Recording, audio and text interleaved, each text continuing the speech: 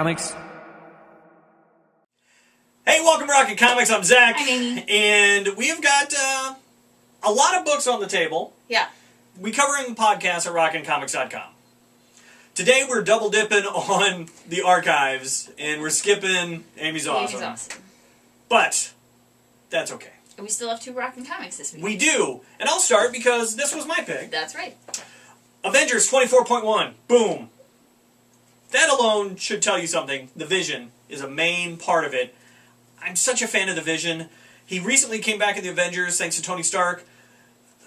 I'm still a little sketchy on it, even though they do a little bit of helping out why he's back. But after he's back and running up, after basically the 3rd, 4th page, the story is fantastic. It's just so well done. Bendis does a really good job of, here's a character that has been gone for years in the Marvel U, and now he's back, and he's trying to figure out what the hell's going on. He's trying to find his wife, Wanda. He's trying to find anything about his past life and what happened and why She-Hulk did what she did to him. And so he confronts She-Hulk, he confronts Magneto, and he comes back and he goes back to Avengers Mansion, and there's just so many good moments in this book.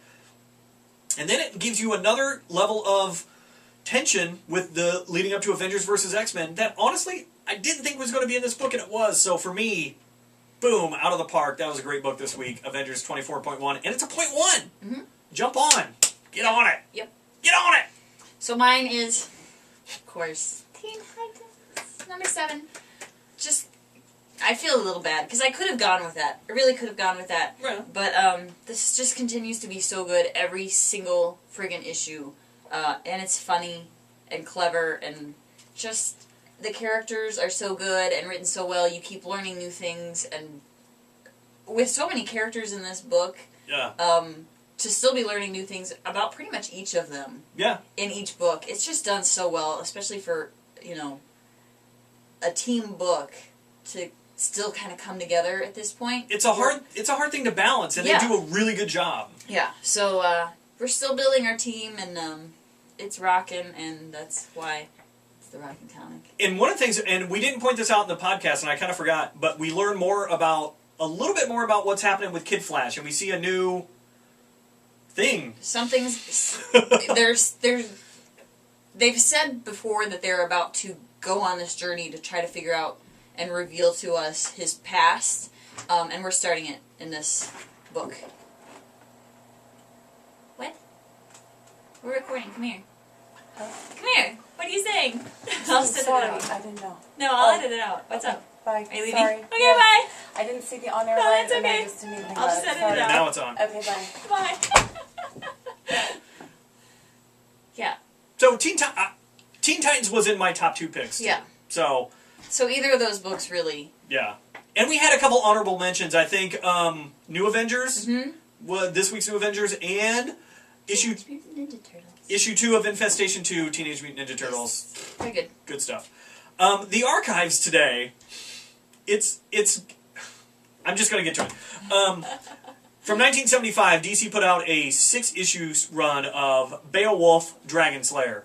Boom. This is issue 3. And like I said in the podcast, I'm an 8, 9, 10-year-old kid. How am I not going to pick up this? You got a giant snake, a hot chick, and a dude in a helmet with horns on it. So Beowulf... Okay, I'm not going to sneeze. I'll edit this out too. Damn it. So Beowulf has a lot of different mythologies crammed all in together, and to prove it, just 2 issues later, he's fighting UFOs. I don't know why he does, but I was like, what, 10, 12? So yeah, I'm buying it, and I'm buying into it. Art's pretty good in it. The story is a little mishmashy when you go back to it. But, and Amy loves the fact that it has weird ads in it. But this ad in particular is one that we both were like, what the balls? And I had forgotten until I saw it, and I was like, I remember this very clearly for that guy, Count Dante. I had forgotten about these ads, and so I went online and I did some research. Turns out Count Dante is a real dude. Not necessarily the deadliest man on the planet like he claims to be, but he was an actual martial artist. He was actually a black belt. He had his own dojo. He instructed people, and he actually did some good things. He may be the father of mixed martial arts because he had a full contact tournament with all kinds of people in it, including, I think, Bruce Lee came to his first tournament. Wow. So he actually did a lot of things. He was weird, too. He took his dojo mates to go to another dojo, and they beat the crap out of him, and then one guy died. It was crazy. And he was also associated with a bank robbery. And he also cut hair. Hairdresser. So between Beowulf... Multi-talented. Between Beowulf standing in a giant snake mouth and Count Dante, the world's deadliest man, how can you not love this book? There you go. That's my archives for the week. Fabulous. And that's going to wrap it up, I think. That's it. Yep. We're out. See you next week. Bye. Bye.